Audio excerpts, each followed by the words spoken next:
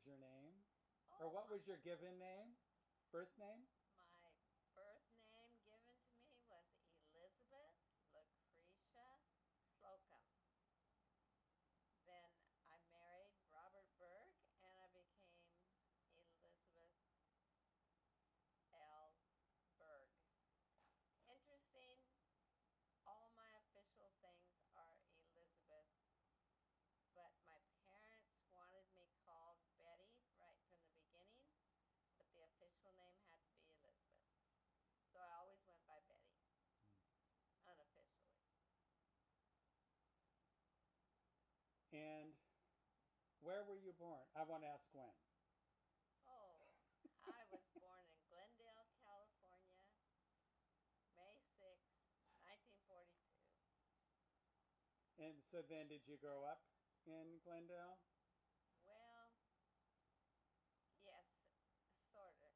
In Burbank. My parents lived in Burbank, and I lived there till I was 5. And then we moved to Kerman because my dad was laid off at Lockheed Aircraft. And so went to Kerman, and he decided, that's in Central California, decided that he would be a farmer. Well, from being a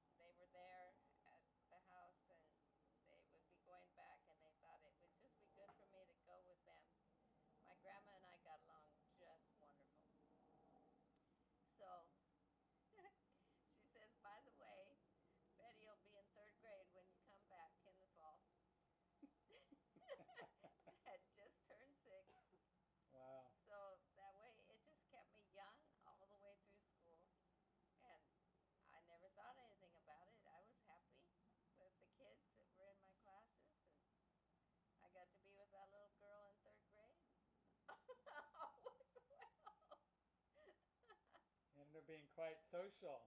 Yeah. Then, then as far as school goes, I went on to. Um, oh, it's a funny story. My dad got a letter from Lockheed asking him to come back, and so the story is he hopped the first bus and went back to L.A., lived with his parents, and got out to Burbank to work. And he said we had to stay there until school was out in Kerman, and then he would find a house and we could all move. And so we moved to La Crescenta at that point. Okay, so La Crescenta, I was then ready to be in sixth grade, and went to junior high school, and then Glendale High School, and then fortunately I got to go to La Sierra College at that time. Cool. So, what was your tell tell us a little bit about your home life, your parents, your family life. Oh, the blessing. My, Start with answering make a statement. My yeah, childhood was, or my yes, my parent. childhood was a good childhood as far as I was concerned, but I didn't know anything different. But my dad was not a Seventh day Adventist. My mom was a Seventh day Adventist. And when we were up there in Kerman and he was trying to be a farmer, there was a youth pastor from Fresno that would come out and ride the tractor with my dad. That was somehow he was able to convince him to come to an evangelism series. And so we all went to the evangelism series, you know how that goes every night. And my dad was baptized at the end of that evangelism series. And he actually liked to read and to study. And he wasn't a leader in the house doing that, but he was doing it on his own and reading and studying and truly believed it and totally enjoyed in the years to come visit his three kids. I was the middle one, and we all ended up working at schools, Seventh Day Adventist schools, and he totally enjoyed that. That's It was cool. nice when both mom and dad believed the same thing and had the same faith. Mm-hmm. Means Gonna a lot to a family. Yeah, it makes a difference. Shift gears just a little bit. Did you ever get into trouble? You know, I didn't really feel like I did much, but I did at La Sierra. I was a freshman, and one day I was walking back from work because I went to school, but I worked too. And, it was the weirdest thing. There were girls in the dean's apartment, in the hallway that I walked down to my room. There was a door that was like into the bedroom of the dean. And there were a whole bunch of girls in there. They were taking the slats out from underneath her bed. And I thought that was just amazing that would be happening. And all of a sudden, somebody came from another direction and said, the dean's going into her apartment. And those girls scattered. They just, shoo. And there I stood, waiting to see what was going to happen. And, you know, they blamed me. They called me into the office and said they can't have things like this going on. I didn't feel like I'd done anything, but they said you should have stopped it. When you saw it, you should have stopped it. Well, I've thought about that over the years, and I guess I was just too immature to think of such a thing. But, of course, it made me think about it lots of other times later on.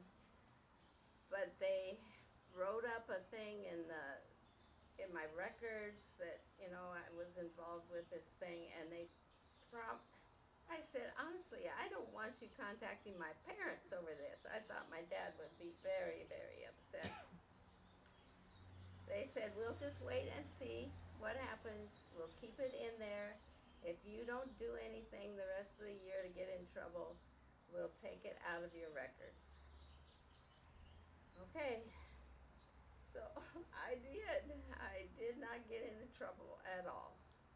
It was a good rest of the year. And right at the end of the year, they called me in and they said they wanted to give me a free ride. They wanted me to represent La Sierra College at the youth conference that was held in Atlantic City, and Pacific Union Conference had hired a train, a full train to just carry the occupants for that. So I got to go on that trip.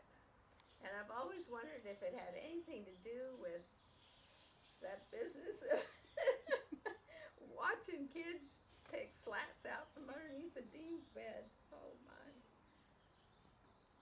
So that was the trouble I got into. Did you like, were you ever like a little mischievous, or? I don't really think so. It's just not my nature. I try to build people up and be positive all the time. So then are you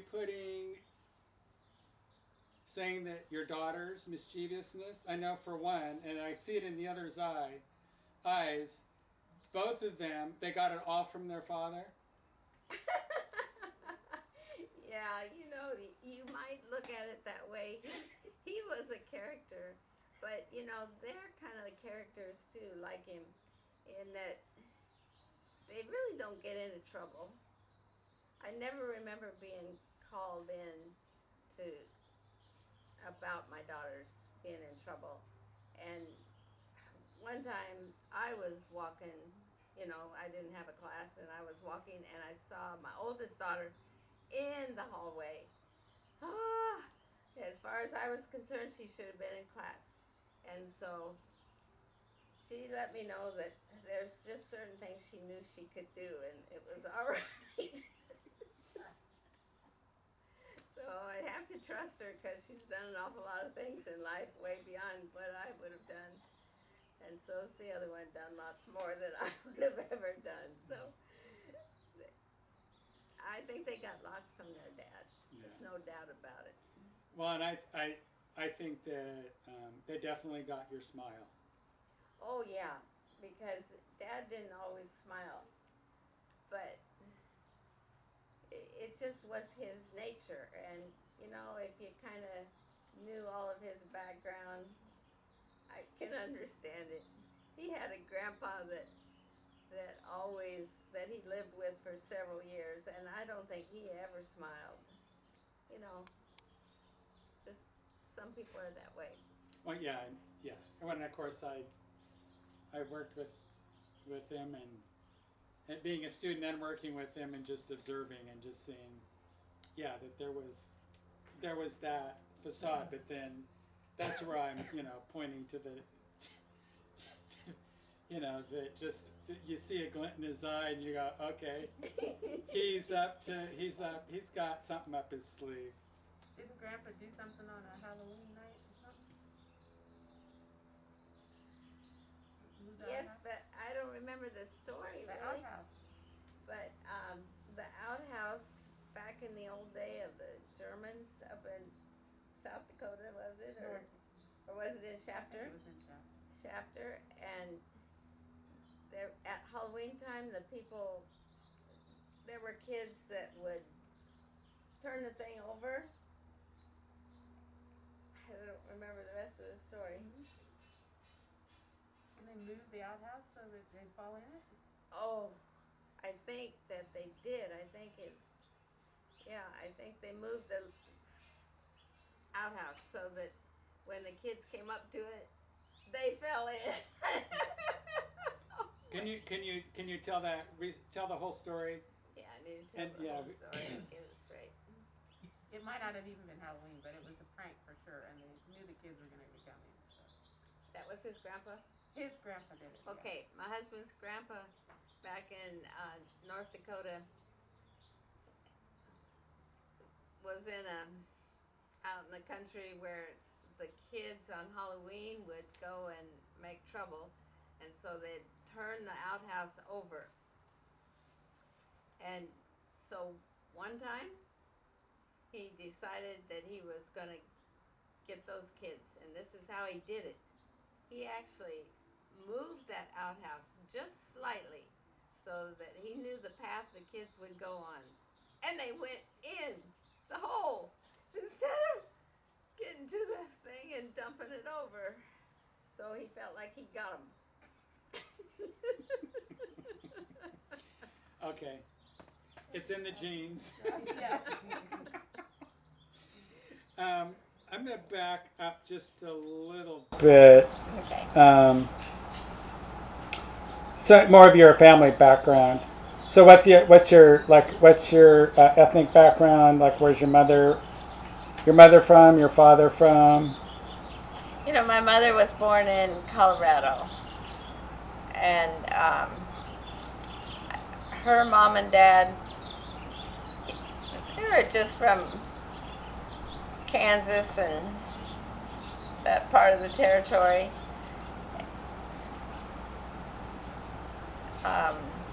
They had, it's kind of a little bit of interest. Doesn't really tell their background, but you know, my mom came from a family that had 6 kids, 5 girls and 1 boy. And at the time they had first of all, she was number 3. She was number 4. She was number 4 of the 6 kids, and all 4 used to ride the horse to school. And they went a long ways to the school, so they had to have a horse. But when the 5th one was born and was like 5 years old, their dad rented a railroad car, and all their belongings from Colorado went in that railroad car plus them, and they came out to Fresno, California, and they started up a big garden and trees and orchard. My grandpa he had credentials to be a pastor. He had ridden his bicycle from Kansas to Southwestern College down there in Texas. He rode his bicycle to go to college. Can you imagine that? It was a long ways. Took what he had. You know, he could only have what was on his back, probably. Anyway, so he was a very religious man, but yet he knew a lot about farming and building a house and building a barn and having cows. And my grandma always milked the cows. So that was fun to grow up knowing. He had died before I was born, but I knew my grandma, and she could do many, many different things on the farm. Then my dad came from a family that also was just right here in the United States, and I don't know if they were in Texas to begin with, Kansas, and they went to Los Angeles. My dad was born in Los Angeles, one of 4 kids. He was number 2. And he became a track star in high school, in grade school too. And his parents gave him special food so he could keep up that running. He actually, the city of Glendale sent him and his buddy to the Olympic tryouts. And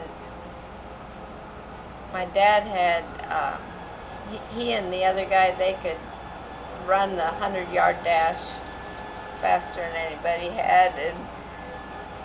But my dad hit a soft spot in a track and pulled ligaments, and so he was out of question for the Olympics. But Oh my.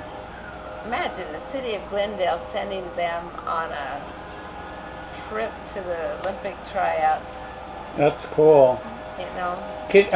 Tell me about college. Okay, college for me. College for me, I was so happy to go to La Sierra, and I went out there in the summer before it started and got a job. I worked in the cafeteria, and I also worked for the head of the education department, Dr. George True Simpson, and actually I ended up working for him for all 4 years of college. It was a wonderful job. That was back in the day where they dictated it to you and you wrote it in shorthand, and then you went to the typewriter and typed it out, and kept me busy and kept me earning money to help pay my education. What were your studies? My studies, I wanted to be a math teacher, whatever it would take to become a math teacher. Well, last year didn't have a math major, but I knew I could go there for 2 years and then transfer to Walla Walla to go for the other 2 years.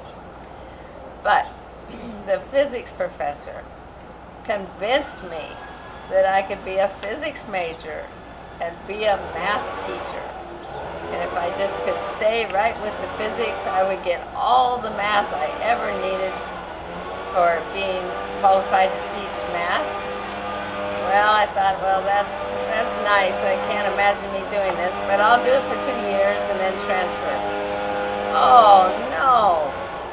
It turned out there were 12 of us physics majors. No Adventist college ever has that many. But it was all because of Sputnik. You know, we wanted to definitely get ahead of Russia, and so we needed physics majors. So there were 12 of us that turned out.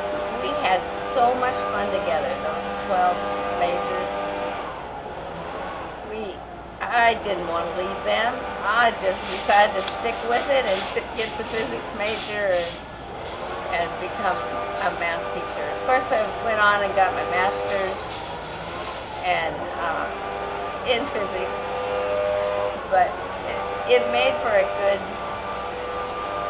math teacher. It really did. I had to take all the education classes too. And you know, when I did my student teaching, nobody ever has to do this, but they made me teach 7th grade math. They made me teach 9th grade algebra 1. Made me teach geometry, 10th grade. They made me teach algebra 2 and trig in the 11th grade. I mean, my husband, his student teaching was physics, a class of physics. That's what he got to teach. You sure had to prove yourself. I had to prove myself. I surely did. Oh, and by the way, I was very grateful that I ended up finally in the senior year with going with Robert Berg, who I married. He helped me a lot in electronics lab. We were the only two in there at the time. Uh-huh. So we had other troubles too, but you know, I got through that lab. Electronics is just not my bag at all. But we made it. I should tell you a little bit about him.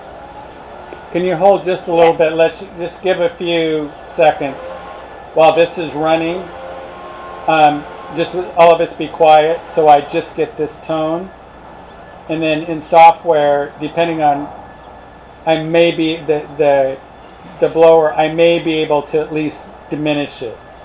So we're just like,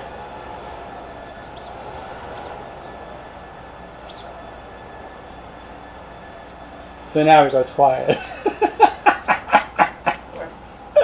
Okay, sorry. Go. It's okay. As a sophomore, Robert Berg asked me, out for a date. Back in those days, we used to have date nights on Wednesday nights. They were just delightful. You know, you'd go with a different person every week. You just were getting acquainted with people. You had a little bit better supper than normal in the cafeteria, and then you had worship together. Sometimes they did other things, like had a little short movie or something. Okay, so that particular night that he took me out to the cafeteria and to the HMA, they showed a movie, and would you believe, somebody opened up the door and the sun shined in on the screen, and he raised up in his seat and he said, "Shut the door, you dork!"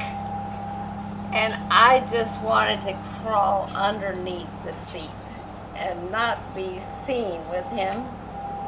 That was it. But, you know, I had lots of classes with him.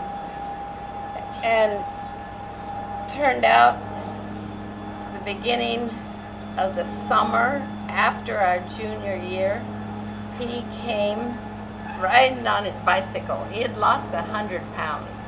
He looked so sharp. It was just unbelievable. And he rides his bicycle up to me and he says, "Will you go to church with me in the morning?" Well, you got to go to church. You can hardly say no, you know.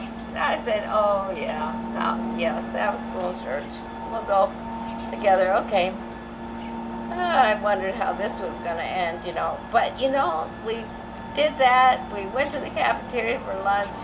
Then we climbed Two-Bit, which is a mountain behind La Sierra.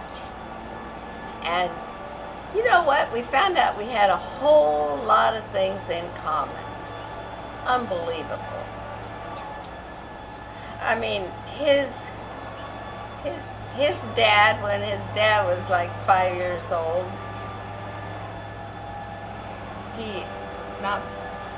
Robert wasn't 5 years old, but Dad, when he was 5, his family came from North Dakota to Shafter, California.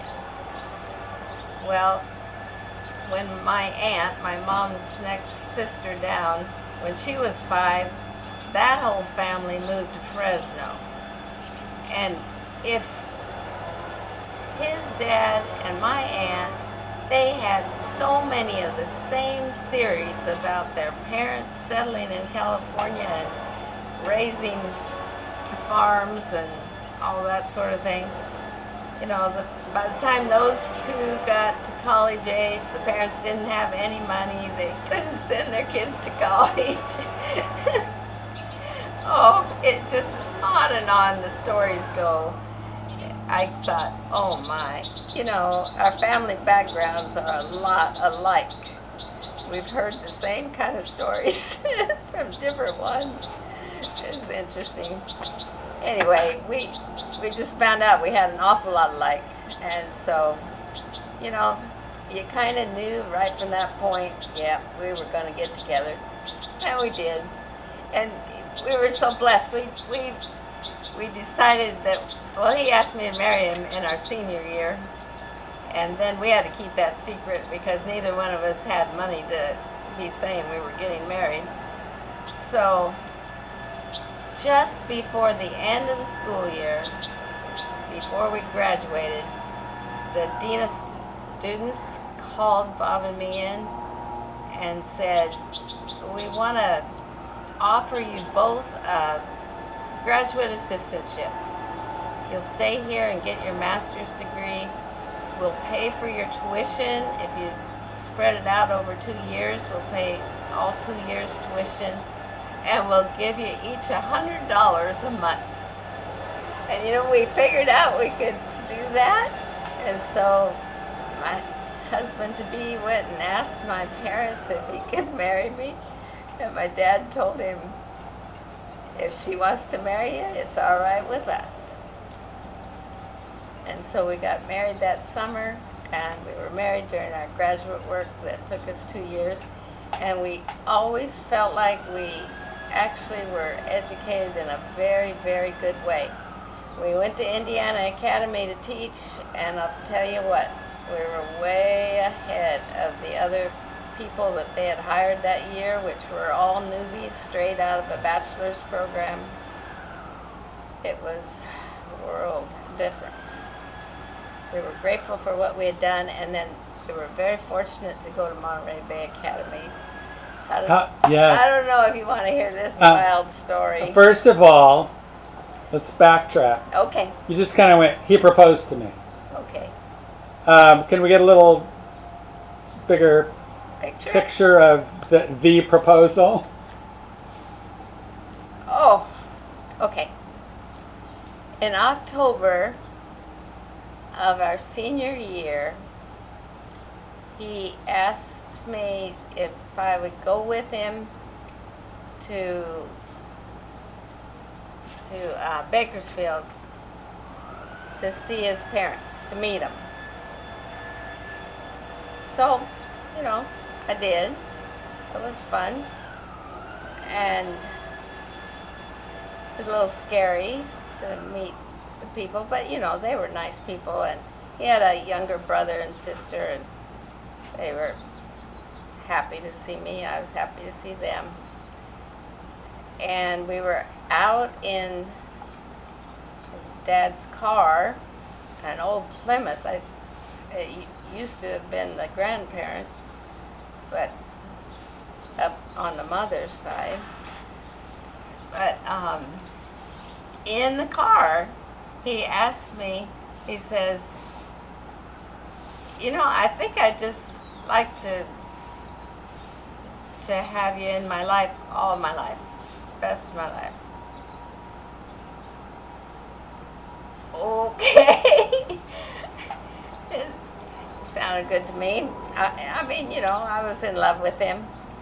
And so then, you know, we went into the house and slept in our separate places, and the next morning he says, yeah, can you believe what we did last night?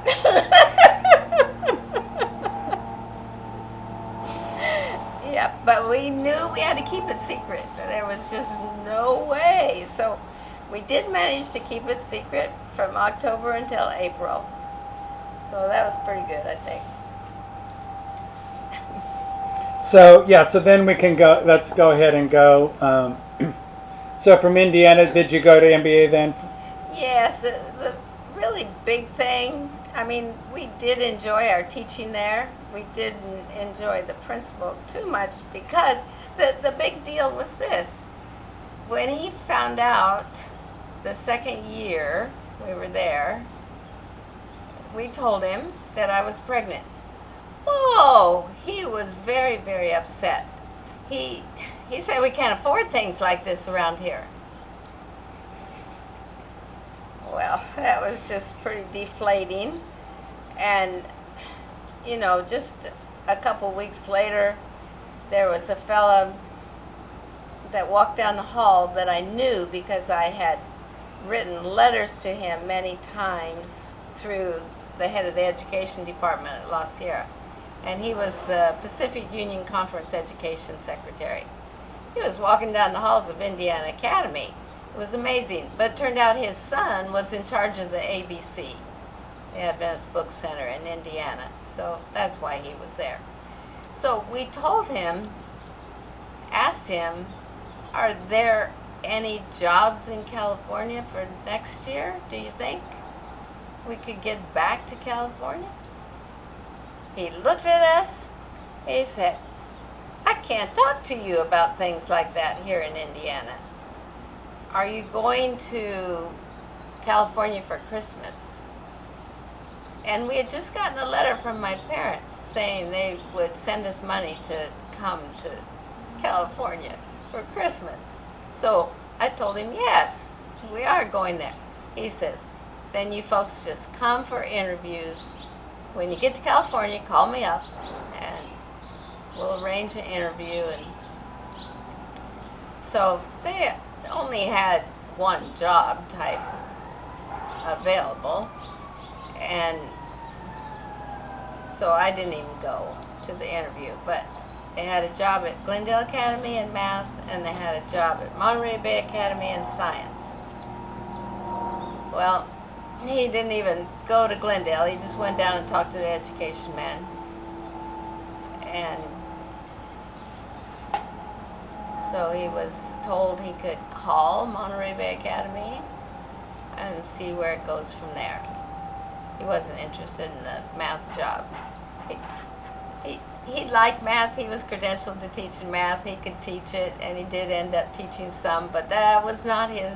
He loved the science better.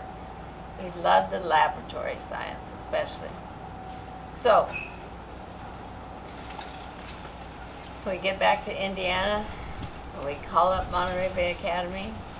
He talked to a lovely lady, Shirley Keeney, that was the secretary of the principal.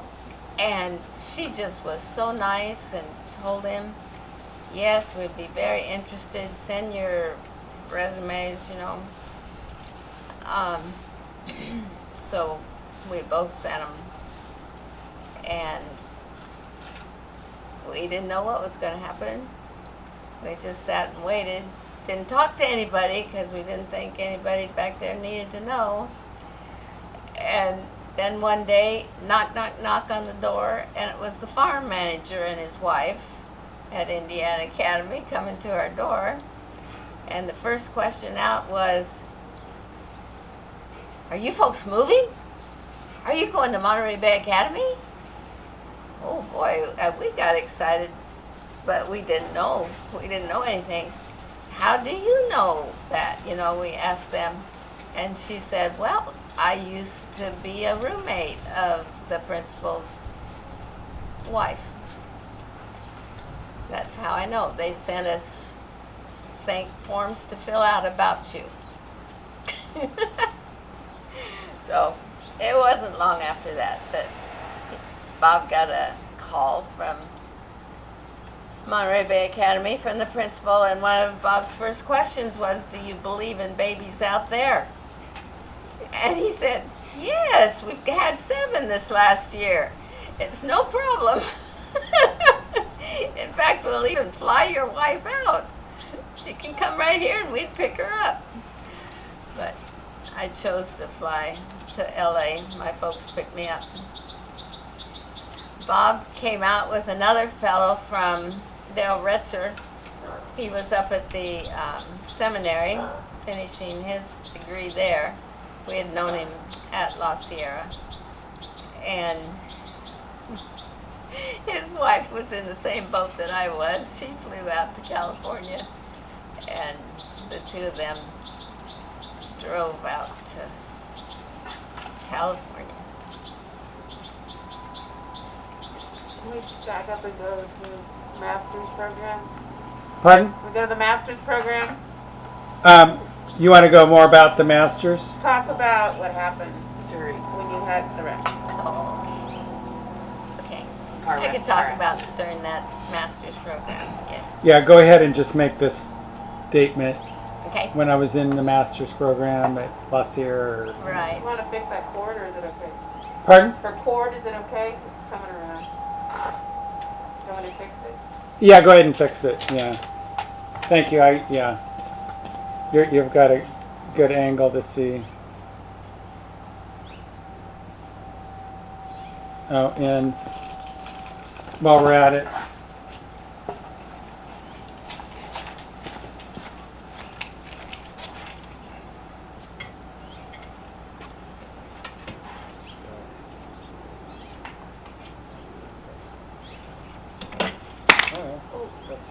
that's even better. If it didn't break it, or I think it's still working. Yeah, that's better. Okay. Okay, when we were in our master's program and having the graduate assistantships, I was able to work for a lady by the name of Janet Jacobs, and she was in charge of all the testing. Back in those days, they used to go and test at the academies, like the SAT tests. They didn't come, the schools themselves weren't doing them. had to come out of the college and do it. So that first year, that's what I did. And during that year, in January, I believe it was, my boss and I and one other lady were going to San Diego Academy and to give the tests one morning. We got as far from La Sierra to Paris Lake, and it was very foggy. It was very early in the morning. And we were going the highway, and all of a sudden, you know, we saw it when we hit it. There was a car coming from the right perpendicularly, and we just slammed into it. It was a terrible thing because one reason was because my head went through the windshield. It was before car seats, seat belts, and when I went through and then back, it was a double cut, so I could not see. I could not open my eyes, and bleeding everywhere, but I couldn't see any of it. And there we sit in the car. The lady behind me hurt her legs pretty bad, hitting the front seat, and the driver, the steering wheel hit her and broke her rib and cut herself pretty bad in the face. And it was amazing. I couldn't see anything, but I could hear. And the lady, Mrs. Jacobs, she just was, she was so sad. She just kept looking at me and saying, "Oh no, oh no." And then there was a knock on the window, her window, and she rolled down the window to see what this person needed. And we figure it was an angel, because it was a man. I heard him tell, he said, "Get this car, put it in reverse, and get over onto the shoulder of the road." And believe it or not, the car did that. I mean, the driver could get the car to do that. And then there were 3 more cars that came and slammed into the car that we had hit, that had turned over. So, the person disappeared. So we just always figured that was an angel. It's just amazing. We were in the hospital. We got put in the hospital with the lady that we hit. She had family members that would come in and just chew us out. And, it wasn't my fault again. But anyway, the head of the education department would come in every single day and talk to me and pray with me. I was in there 9 days. The doctor that worked on me in the ER, well, first of all, the ambulance, when it got me to the hospital, the first thing he did was open up those doors and cut my dress off. It was a red gabardine suit, and it was just filled with blood. And then the doctor that was given to me in the ER to work on my face was a rectal surgeon. And he just kept saying, "I wish I had more light. I wish I had a picture of what you used to look like." Boy, that just gives you the willies. What's going to happen here? Anyway, somehow I got through that, got out of the hospital, had to be at home for quite a while. The professors were so kind and sweet to me and helped me through.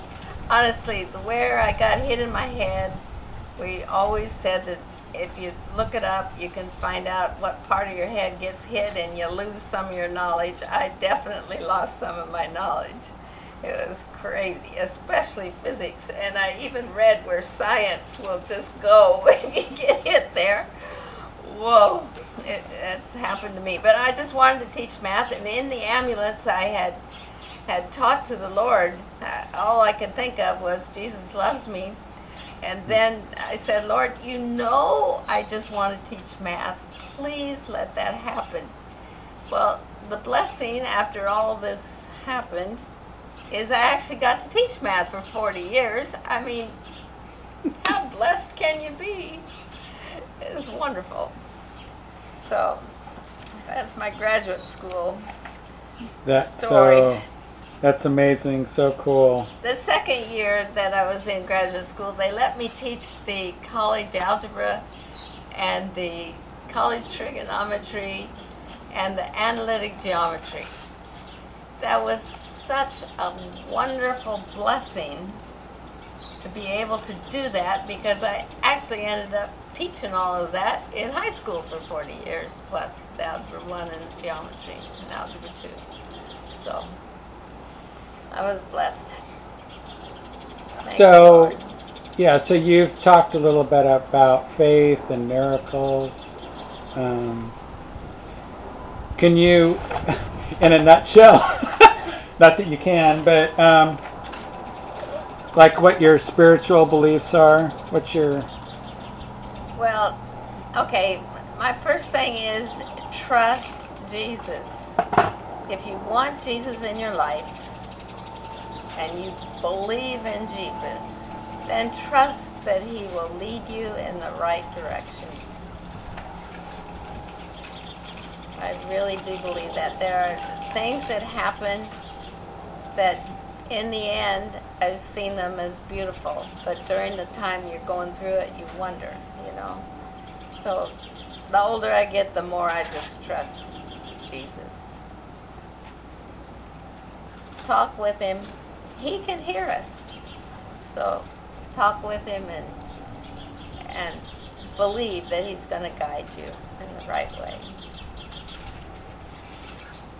What's the most profound spiritual moment in your life? Or what is one profound? Or you can list a couple.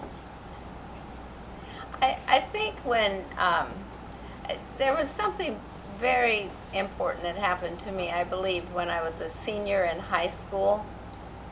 There was a pastor of the La Crescenta Seventh-day Adventist Church who had a daughter that was in the same grade I was. She was going to Glendale Academy or Newberry Park Academy. She went to both of them, so I don't know. I don't remember now which one she was at. But he took that pastor took a real interest in me because I was kind of along the same years as his kids. A couple of his kids, he had a lot of kids, but and we did special things. He had Friday night programs for just a few people that would come, and I even had a boyfriend in my senior year that was not an Adventist, but he would take my brother and me down there because he could use his mom's car and to the church, and he'd come there to the church with us just so he could be with me.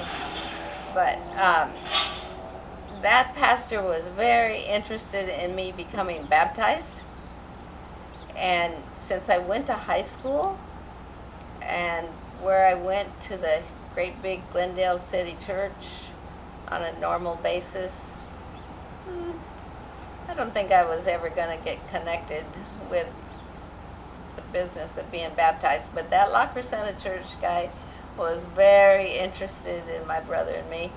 So, you know, it was a nice nurturing that they did for my brother and me.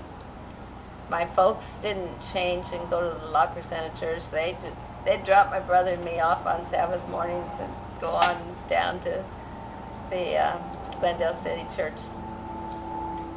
But I think that was a very profound part. And I think that when you're at that stage of your game in the last part of your high school, you really make a decision as to what you want to do. Do you want to turn your life over to Jesus or not? You know, and I really felt that way after I got out there to La Sierra, because I met lots of girls that were just kind of fighting the rules and upset about not being able to wear jewelry and all kinds of little petty stuff. And I never felt like that. You know, I had made a decision. I wanted to do what the Lord wants us to do in the Seventh-day Adventist rules, so to speak, beliefs. And so that was very profound, because I didn't fight rules like I've seen kids come to Academy and fight. And those girls out there at La Sierra used to fight. And, you know, I just didn't have anything to fight. I already knew that I wanted to do what I thought was right, of what we were taught that was right. So, Great. Thank you. you're welcome. Can you tell me about your cancer? Oh, sure. You get retired and you think that you're going to just be able to have a sweet life. Well, not even 1 year into retirement, maybe just a little bit over 1 year, you get hit with breast cancer. Just what you thought you'd never get. You know, people have theories, they'll never get it. Well, there's no proof of how you get it. There's all different kinds of theories, but who knows? Anyway, I got it. And so it was very disgusting to think, now, am I going to be sick the rest of my life, or are they going to be able to make me well, or what's going to happen here? Am I going to have a mastectomy, or is there some other way, or whatever? Okay, so I had a daughter that really did the research. My kids love to do research, thank goodness. Anyway, she got a friend that was a doctor that wrote to me once I had tests done, you know, and they figured out what they wanted to do. Then he wrote to me all kinds of stuff. It was like overload of finding out about stuff. But nevertheless, it was a good thing to do. And then, let's see, how does that go? It was decided I'd just have a mastectomy and get it taken care of. And so then the treatment, you know, the typical treatment is, for that cancer is to have, what do they call it? What? Chemotherapy, radiation. Oh yeah, the treatment. Either radiation or, what's the other? Chemotherapy. Well, my husband and I were reading the paper, and we read about how down in San Antonio they had just had a big doctors convention, you know, and Oncotype DX, that's an assay, a test that they can do with frozen specimen from the mastectomy. They could, in California that was being done, and they could figure out if chemotherapy would do you any good or not. It might not do any good, so why would you take it? Because your genes are good enough to take care of it. They've got the theory, y'all, if you ever want to look it up. Oncotype DX. So we go to the oncologist, who's definitely going to tell you that you need to take chemotherapy. And according to the newspaper, I was an example of one that shouldn't have to take chemotherapy. I was 63 years old, and all the little details about the mastectomy fit into the situation of people that the chemo's not going to do them any good. So we suggest that to the oncologist, and he just looked at us. Then he looked at his computer. He was quiet. He says, I think you do fit into that situation. Yes, I think that you should. I should send your frozen specimen. I should get that sent. Okay. We left there happy because, there's one more opportunity. Maybe you wouldn't have to have chemotherapy. So, we go back in the month or so that it took for them to figure this out. And he shows us the results of the test. And the results showed you shouldn't have to take chemotherapy. So he explains all that to us.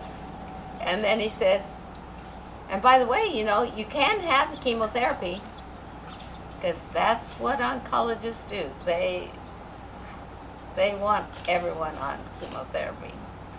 Anyway, so I was very fortunate and did not have to do chemotherapy.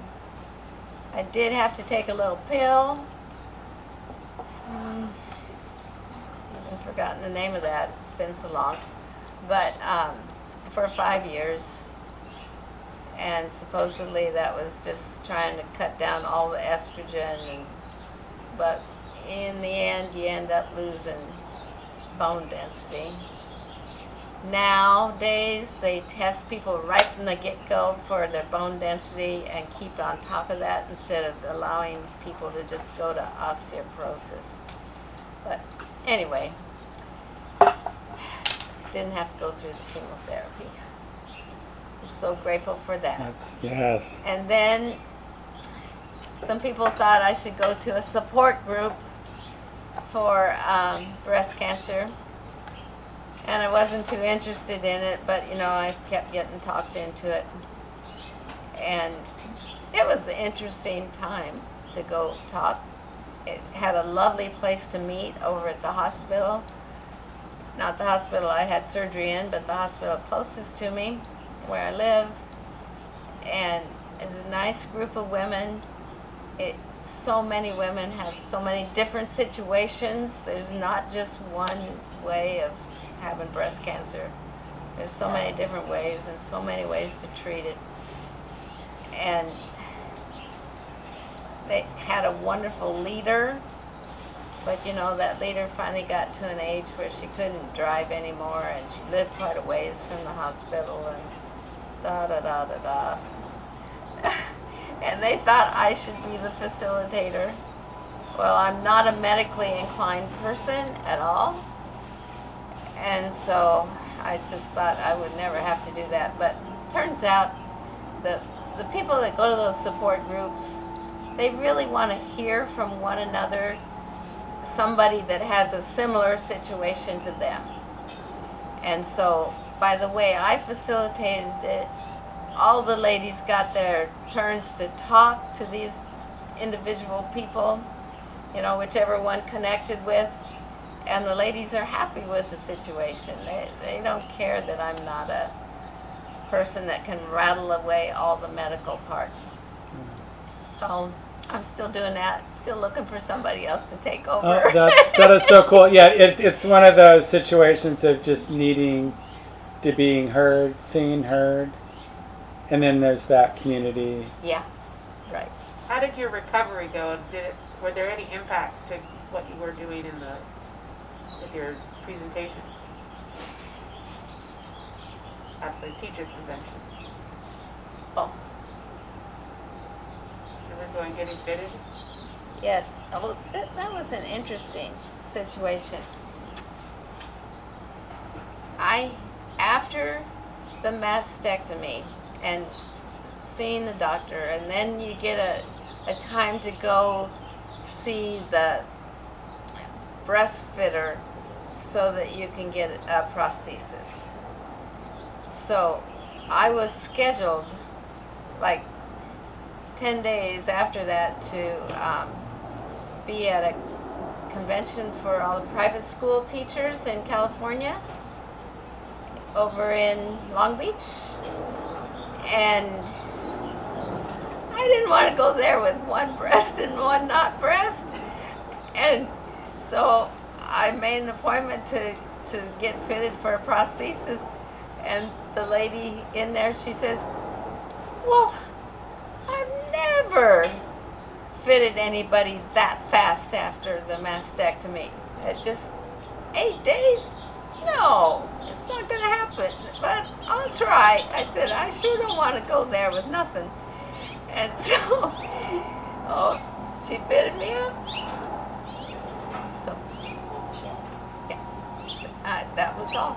Don't they usually send away for it?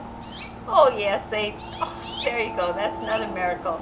They usually do send away for it, and then you have to wait. But no, she had one right there I could just take.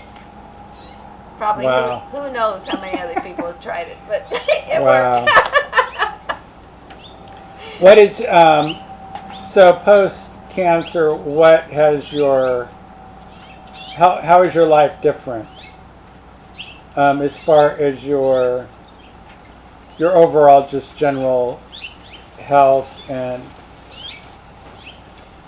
your daily living, have you noticed?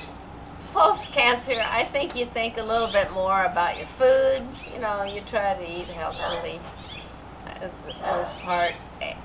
Also, you end up being much more tolerant and caring about other people that have any kind of food issues. I think, you know, you're much more open to it. Yeah, it probably can happen to a person. You know, whereas before you go through something yourself, you feel sorry for people, but you don't really get into it, you know? Let it be. I think you're much more concerned, and you want to be able to help them if you're able to in any kind of way. And I think that you just really are willing to take more time with people that are having some kind of medical thing. I even made the statement once, you know, if that had happened if I had gotten breast cancer when I was at Monterey Bay Academy, I can't even imagine there was anyone around there that could have helped anyone. Well, I got told, of course there's doctors everywhere that can help. You just hadn't run across anybody, you know, that had a problem. Or also back in those days, the people really didn't like other people to know that they had breast cancer. They didn't talk about it. Yeah. But now, you know, once you have breast cancer, you find out from all kinds of people that they've had breast cancer. But it's a much more talked about thing today, and easier for people, I think, than it used to be when they all kept so secret. Yeah, it's so true. It's so glad that things are more, because people get more support. Yeah, they do. Let you know, you can tell people what you're going through. Right. How do you look at life differently, or do you look at life differently post-cancer? Is there a difference between pre-cancer and post-cancer? Your overall view of life? I think there is the fact that you just are so much. You realize that yourself, you could actually come up with another cancer, but you have no idea. You know, you don't know. But you are just more open to it. You realize that you better live your life the best you can. Stay close to Jesus. Study. Build your faith in Jesus. Usually, you're not as busy. You know, in a teacher's job in a boarding school, it's just work all the time, except when you possibly can get away during the summer. It's work. It's around the clock.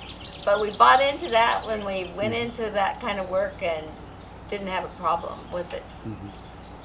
And I think the Lord does keep a lot of them busy at their work, so they don't worry about anything else, because that's just the way it is.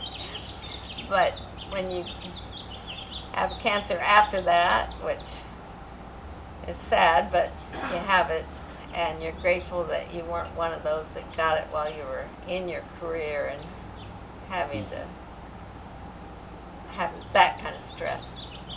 Yeah, that's so true.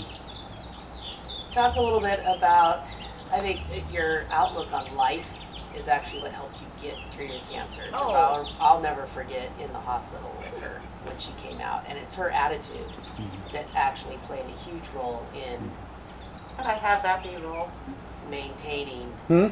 And I have that B-roll. Oh, if, yeah. of what, if she'll share it, about just her outlook of even just sitting in the, in the ER or in the waiting room or in the recovery room, and then when she really came to after surgery and was ready to approach life, it's her attitude that really played a huge role in recovery.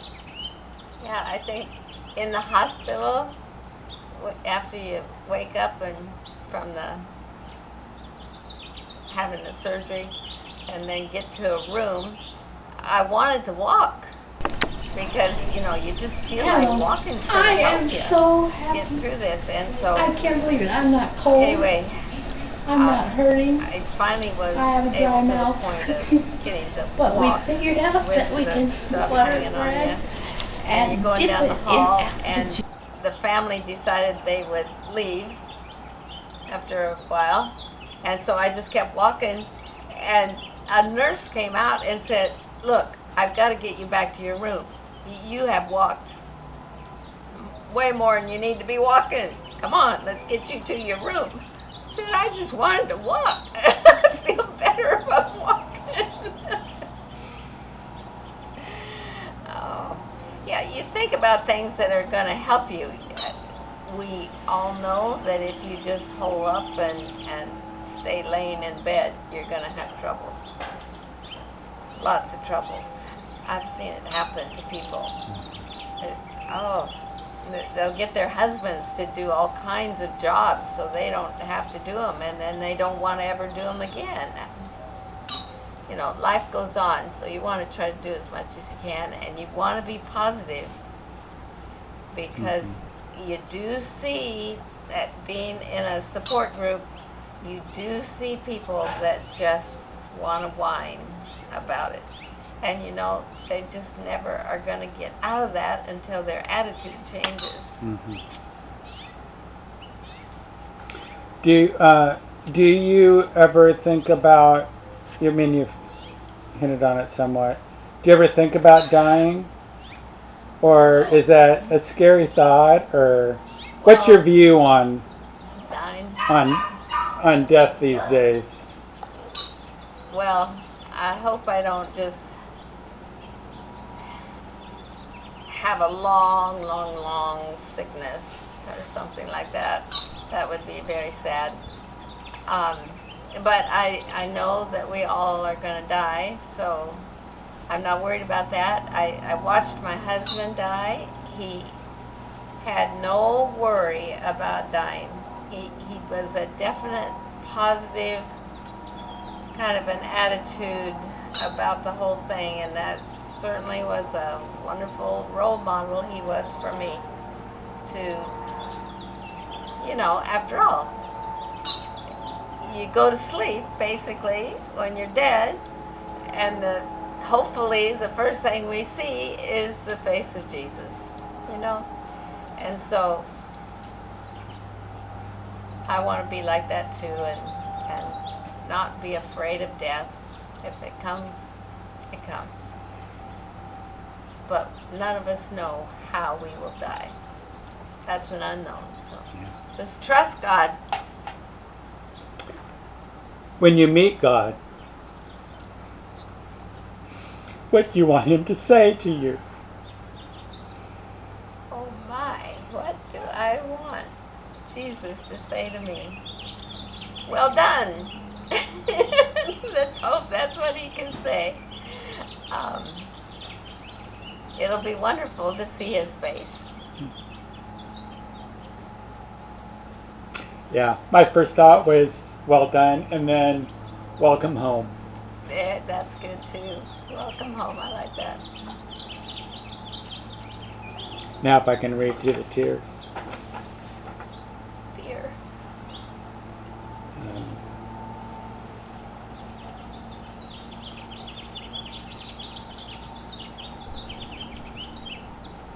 talk about working at Lockheed.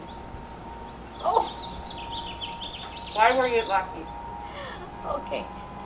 I did work at Lockheed this summer before I got married in September. That was most interesting thing because I had interviewed for a job, a clerk's job. I could type. I'd typed all 4 years, in the education department, so I figured I could go to Lockheed and type for a few weeks and have that over with. And so, of course, they took me in, and I was in a big bank of people that were typing, and we all got our little orders of what we had to type, and there was no breaks. Once they, like if you needed to go to the bathroom, you could not get up and go. You had to stay there until the break period, which was just a few moments, and then you had to be right back there. Talk about a stress job. That was a real stress job and I typed fast at that point in my life, and it was just go, go, go, go. And then one day, a man walked through that big part of the building and looked at me and said, "Didn't you just graduate from a physics major?" I said, "Yes."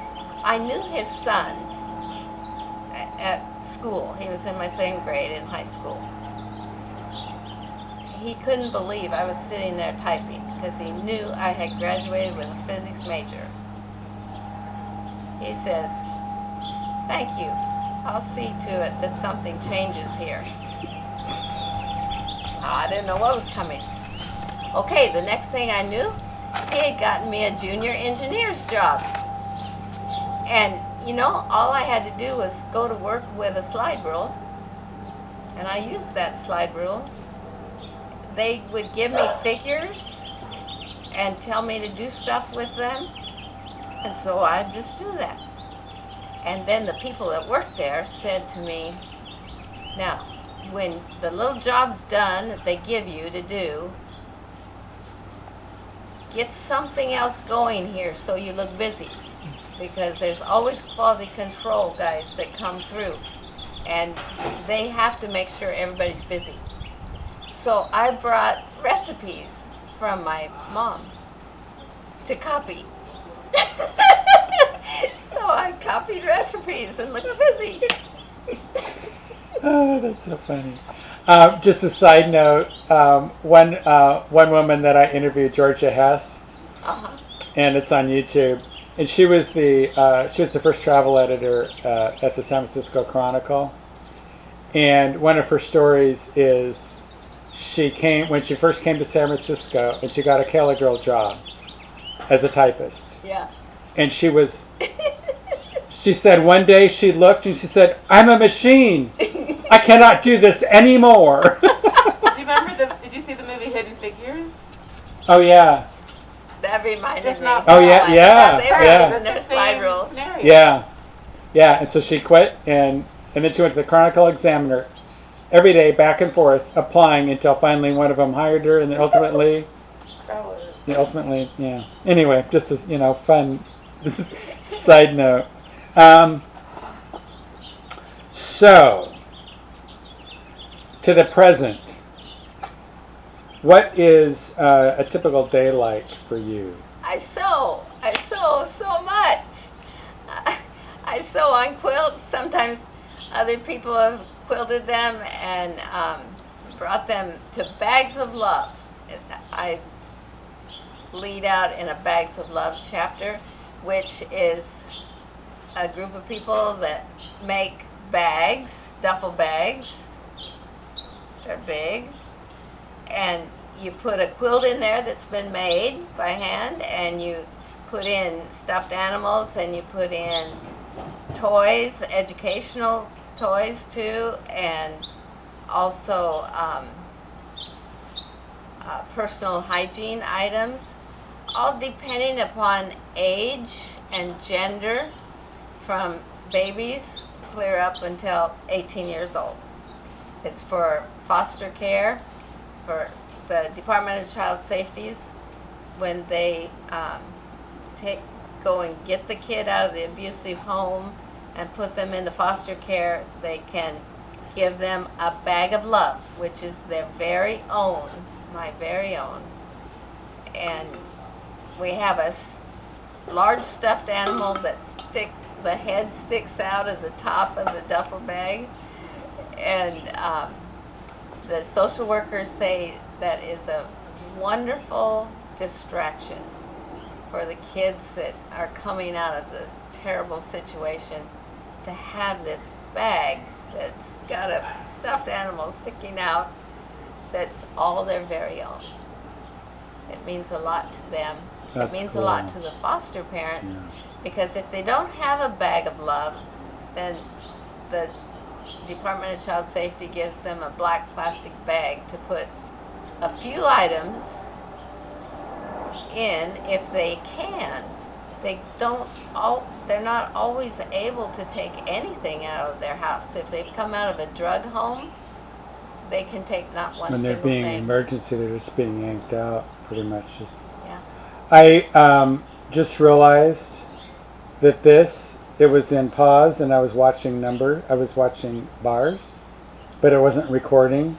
Oh, So I have the recording on here. So those things happen. So hopefully we Is have. it on pause now? It's recording now.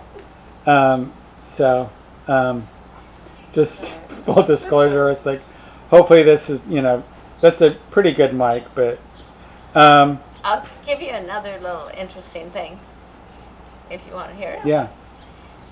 Bags of Love, we started it at the Apache Junction Seventh-day Adventist Church in 2007, I believe. And in 6, we discussed whether we could do it or not. It took us about a year to figure it out and make a sample of every kind. There's like 10 different kinds, depends on age and gender. And then took them up to a CPS at that time, it was called, Child Protective Services. And they were thrilled. And their first words after looking at it, they said, "Oh, this is the whole package." They said sometimes we get quilts from somebody, or sometimes we get stuffed animals from somebody, but we never have a full package. So they were thrilled. That was in Pinal County, because our church is in Pinal County in Arizona. So this is 2021 now.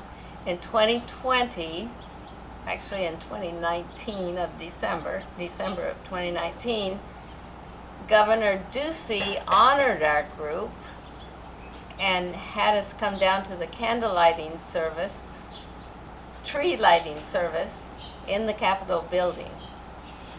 It was a beautiful situation. I know they didn't have it this year because that room was so packed with people. But anyway, it was a wonderful program. And the governor talked about Bags of Love a little.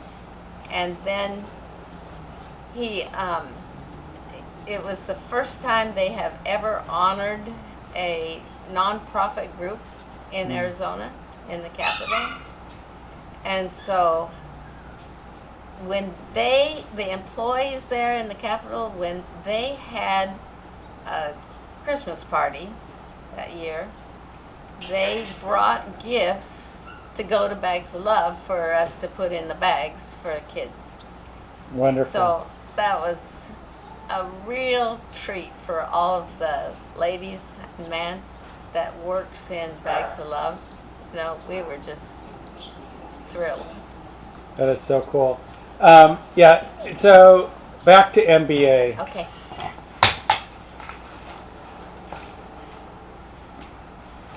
Since you and your husband taught together, and if I recall, did you share the same office? Yes. So, what was it like teaching together you're teaching at the same school. You're sharing the same office. Um, what was that like? And then raising kids that are young kids that are coming, going, and dealing with that. Just what was a typical day like? You know, we were so young and innocent when we had our first one. We thought that she was born in June, and so school, didn't start up until the day after Labor Day, kind of like in September. We figured that we could take her. She was such a good baby. We could take her to the classroom and be there.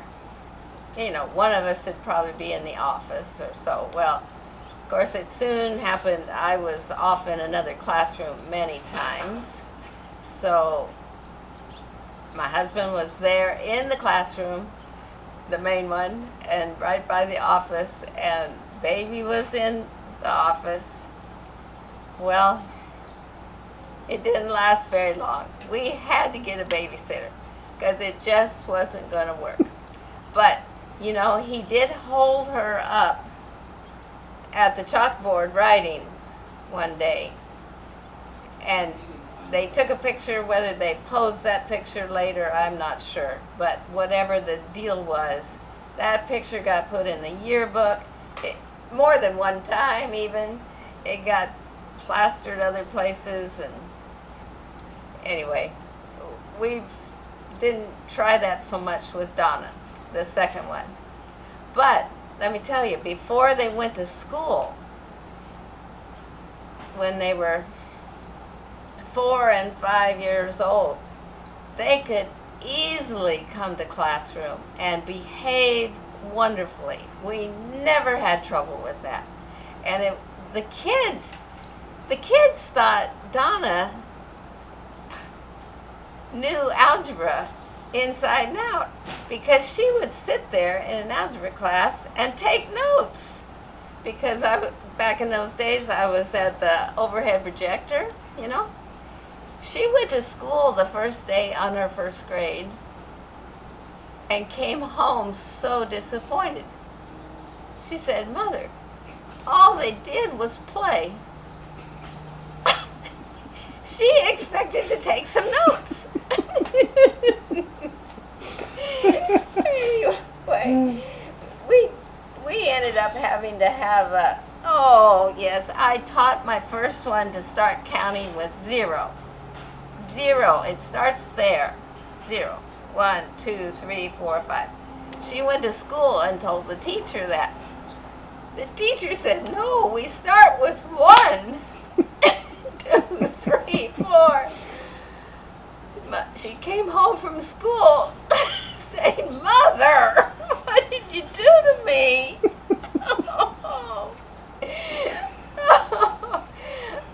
So we've had a lot of fun things, really fun things. But the girls were very good girls. An interesting story too, when they hadn't gone to school yet and were still, 4 or 5 years old, whatever. They would go down to the home ec teacher because it was a free period for her, and she loved having them around. She would have academy girls in there putting bread together, making bread. They were earning money. They were selling loaves of bread, earning money to help the home ec department. And they loved for them to come down there. I found out later the academy girls loved it when they walked in the door because the teacher suddenly became more like a grandma instead of a teacher. So it's like fun things. They were marvelous girls. Never had any question about them. We did hire academy kids to babysit them. Yeah. Certain periods. One time when I was expecting Donna, they wanted me to teach PE. So I told him I'd teach for the first semester, and I wasn't teaching after that because the plan was to have a baby. I wasn't going to be out there giant. And so I took Marlene with me. She was always there at PE with me, and that was a fun thing. She never caused any trouble. So It's just a side thing. Yeah, growing up, with parents that work for the church too, and at a boarding school, it's just very obvious. But even in my life, I think about whenever it was involved with church, there was not a separation of church and personal life. It was No. just oh no, and it was just hard to draw a line. and having church services, in Baker Chapel before the church came along, and Pastor Spire, he wanted all the parents that had kids to be down on the front row, and so the kids would run from Sabbath school to the front row of Baker Chapel for church. Those actually were fun times. Yeah. They really Yeah. were. The kids loved being there. Yeah. Did you ever interview for a job? No, I never interviewed for a job. When I went to Indiana Academy with Bob, it was Bob they wanted. But before we got there in August, just before school started, and talking to us, he says, I think we have something for you to teach. They wanted me to teach general math, and they wanted me to teach algebra 2. It's fine with me. And pretty soon, we had to be on the platform at 7 o'clock in the morning for worship every single school day. And so we were there. And finally the principal said to me, "You're here all day." I said, "Yeah, I'm here all day. I mean, what else am I going to do?" I didn't have anything else to do. And, we had to drive to school, and we only had one car, so he finally, a few months into the school year, he says, "I think I've got something more for you to do. Would you like to do it?" I said, "Well, what do you have to do?" He says, "I want you to be the guidance director." And so I worked on that. I helped his wife out, really. She had too much to do. And then that principal back there, he wrote a glowing report and got Bob to a National Science Foundation scholarship at Yale for that first summer.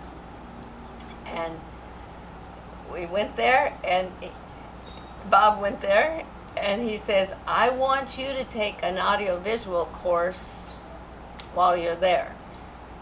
So I found out Southern Connecticut State College offered it. So I went. He says, "That's because we have to have a certified person sign for the state of Indiana that you do the audiovisual stuff for the school. Your husband can do it all, but we need a certified person." Oh, you have the time to go to school. Yeah. And so then when we went to MBA, they just wanted Bob. But before the school year started, they said, "We've got some math classes for you to teach." So that's interesting. Can you talk about your experience being a female in the work experience and how that has been through the years? Pay, how you were treated, how you were viewed. I mean, how long is the list? Just what is your experience being a female in your lifetime in the work experience, and how that has changed? I personally didn't feel bad at any time at all, because I had such a strong husband. I just let him do whatever needed to be done, and I always had the experience of coming along and doing something else. And I knew I was doing something he didn't want to do, you know, but I did want to do. And so it worked out that way. But definitely, I lived through that time where the Adventist Church, because of that one lady, I've forgotten her name, Mary Kay. She was up here in the San Jose area, I think, wasn't she? Anyway, she went to court, you know. She lost her marriage. It is a sad, sad thing. I think she even left the church. But she got it so that it was equal pay. And I was happy about that. Just flat out happy. But, you know, I had the same credentials Bob did. And so I always felt equal.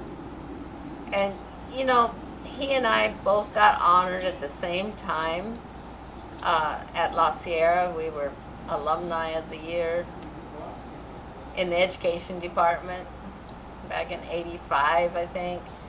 And then we got Zapara awards. Everything we did together. It was not something we tried to do. It just happened. And yes, I could feel bad that I never got interviewed for a job, but I always ended up with a job. I don't feel bad about that at all. Yeah, I don't see not being in that. I don't see not being interviewed for a job as anything, as a negative, because for a long time I was working in jobs that I never got interviewed for. People were just like, oh, can you do, you know, oh, we need somebody, and you know, so we think you can do it, or you know, we need somebody, you know, do you want to do it? And I'm like, oh yeah. You're gonna pay me? Okay. It was Mary Kay McLeod. MERIKAY MCLEOD.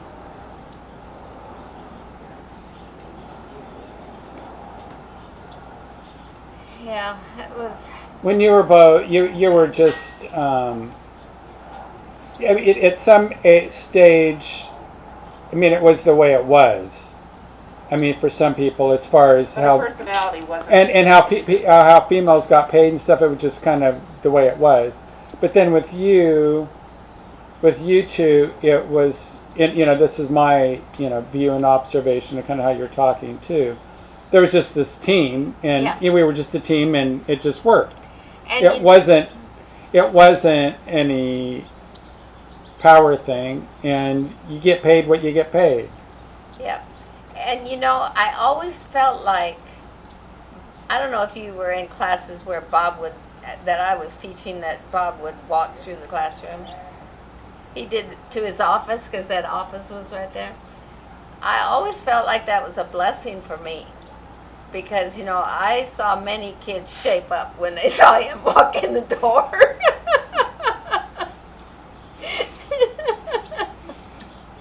And he didn't have to say anything. And I can't remember. Did I take any? Did you teach junior, senior stuff? I taught algebra 2, and I taught the trigonometry and analytic geometry. Because I didn't take. I don't think I took any of those. You just did algebra 1 and geometry? Because I came there my junior, senior year. Oh, so you probably never had me if you didn't take I algebra don't think 2. I did, but I have visions of. It was probably him and you walking through to go to the office, you know, back and I forth. did that too. But yeah, he was, yeah, and you know, yeah, so many people. It's funny, yeah. The persona that he presented was a wonderful shape up. But then once you get to know him, and you know, you get. Did you work for him? Yeah, I did audio visual. Okay, we were wondering that. Yeah, I did audio visual, and you and Donna would come and Yeah. giggle, and I don't know, you would just come just like you were like looking for trouble. Hi. Can we help you? I don't know what you were. We'll run cables. We'll run cords. Yeah, but then too that, you know, just since I know the family a little more, because working with you and with him, and just, that gruff look, but then sometimes you just see that, you just see a twinkle in his eye, and he'd even say it about, it's like, I don't know. He'd just like comment about Andrea and Forrest at that time, which he's long gone now, but it's like, I'm kind of keeping an eye on them.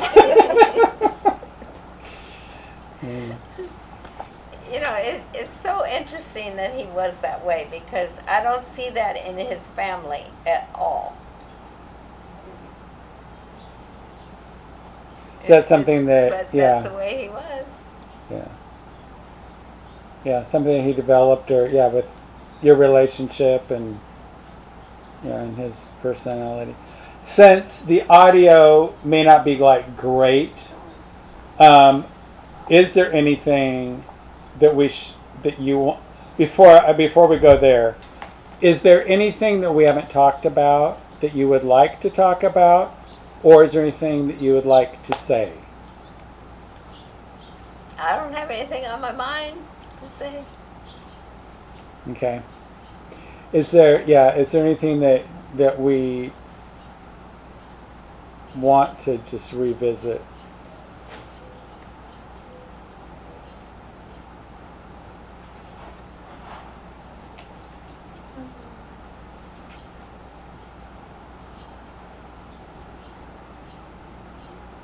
Can you tell us again just about your early years? Your early years as a child growing up, and then your early years. Going to Kerman. Your father, you were young, and then you moved to Kerman. You don't talk, and then this teacher kind of goes, I think she needs socialization.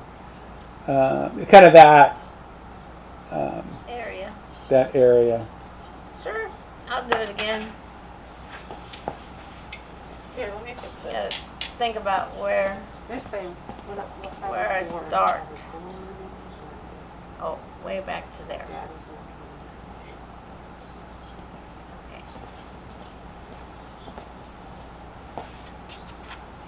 Okay. I was born in Glendale, California, May 6, 1942. And I had an older sister, mom and dad. And then in 1945, I got a brother. In 1947, my dad was laid off from Lockheed Aircraft. Many people were laid off. And he decided he wanted to be a farmer. From a trained engineer to a farmer is totally different story. Raising alfalfa and cotton, milking a cow, that kind of thing. And so we went to Kerman, where there were some relatives on my mother's side that could help him. He was not a Seventh-day Adventist. My mother was a Seventh-day Adventist. And we always went to church, and Dad would go to church sometimes and sometimes not. And while we were in Kerman, a pastor from the a youth pastor from the Fresno Adventist Church came out and would ride on the tractor with my dad and convince him to come to a evangelism series in Fresno. So we were at least 15 miles from the church, and we'd go every night. And at the end of that series, my dad was baptized, to the happiness of all the relatives and everything else. And it was wonderful for him to then always go to church with us, want to study on his own, and to read, and to build trust in the Lord. He was a very clean man as far as health, that sort of thing, and eating. And so he didn't have to change that. He just had to change his mind on Jesus, really, is what it amounts to. And so That was a great blessing. When we arrived there in Kerman, the teacher at the one-room Adventist school asked my parents if they would let me come to school. I was 5 years old. It was in January, and it was fine with me to go or stay. I really didn't care either way. I was happy. But I went. I already knew how to read. My mom had handwritten the Dick and Jane books onto a tablet, and that's how she taught me to read. And when I got to school, they had books, and they had all the colored pictures in there. I thought that was fabulous. There were 11 students in the school, and I think 4 of them were first graders, and there was one second grader, and I just enjoyed her company much more than those first graders. So, since I wanted to be in second grade, the teacher says, well, I'll give you first grade work to do, and I'll give you second grade work to do. And we'll just see how it goes. It went well as far as I was concerned, and I enjoyed doing what I was doing. About a week before school was out, my dad went, oh, and by the way, the teacher had wanted me to be there, so they never charged tuition. I was just there to learn to talk and to be sociable with people. And so my dad went and asked if I could go home with, he wanted me to go home with my grandpa and grandma back down to Los Angeles for part of the summer. And so, would it be okay if I missed the last week of school? The teacher said, sure. And she'll be in third grade when she comes back. It actually made my dad upset, but he was the only one upset over it. I was happy, and I would get to be with that girl in class. And of course you're in class with everybody, but you know what I mean. And so we had a good time that made me 2 years younger than almost all my classmates the rest of my life, but it doesn't bother me one bit. I never felt like I was too young.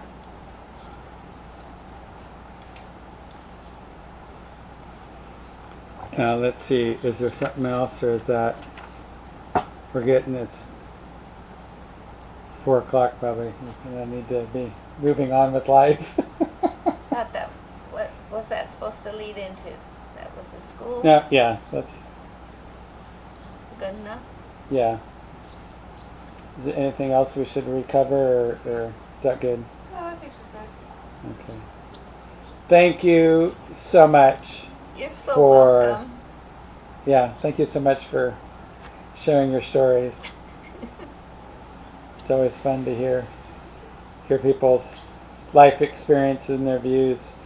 When you were talking about cancer, I have a friend that had colon cancer. She's 6-7 years in remission. I did a video for her, Oh, good.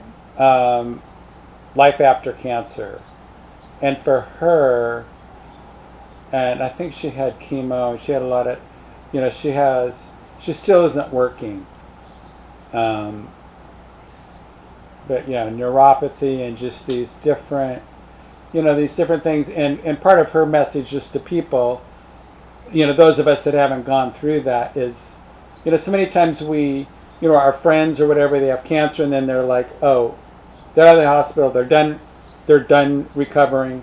And they're, so they're back to work or semi-normal, and then assuming that everything is 100% back to normal, and her message is, it ain't so. That there's just, Usually there's more life things. has changed. Yeah. Whether it's, there's physical things, but then there's, emotional, energy, just things have changed. Well, thank you so much. Well, thank you.